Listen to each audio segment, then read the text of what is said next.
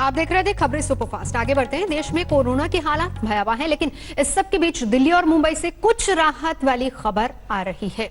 यहां कोरोना के केस घट रहे हैं। दिल्ली में तो कोरोना के केस काफी घट गए हैं, जबकि मुंबई की बात करें तो रफ्तार धीमी पड़ी है। और ये वही दो शहर हैं जिनके कोरोना केस कुछ रोज पहले डरा रहे थे।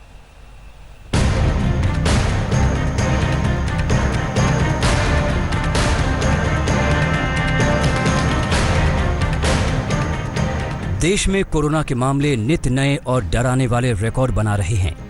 तमाम कोशिशों के बाद भी हर रोज नए केस बढ़ रहे हैं। सोमवार को देश में पहली बार नए कोरोना केस का आंकड़ा 50,000 के करीब जा पहुंचा। लेकिन राहत की खबरें आईं देश के दो बड़े महानगरों दिल्ली और मुंबई से। यहां कोरोना के मामले घट रहे हैं। पहले बात दिल्ली की करते हैं।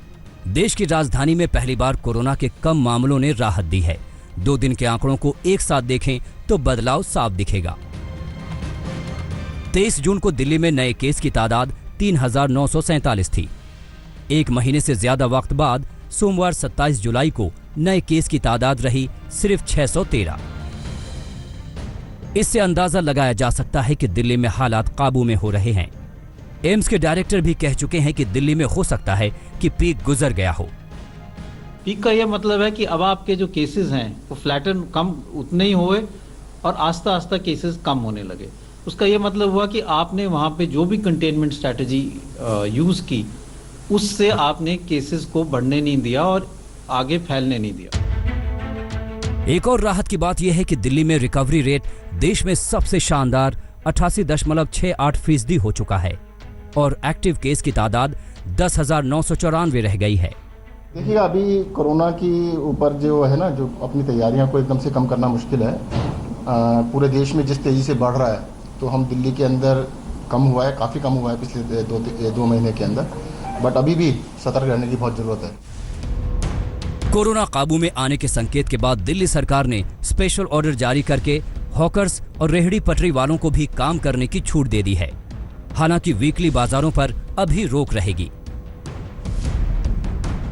इस बीच मुंबई में भी रोजाना नए केस घट रहे हैं। महाराष्ट्र के कुल केस में मुंबई की हिस्सेदारी घट रही है।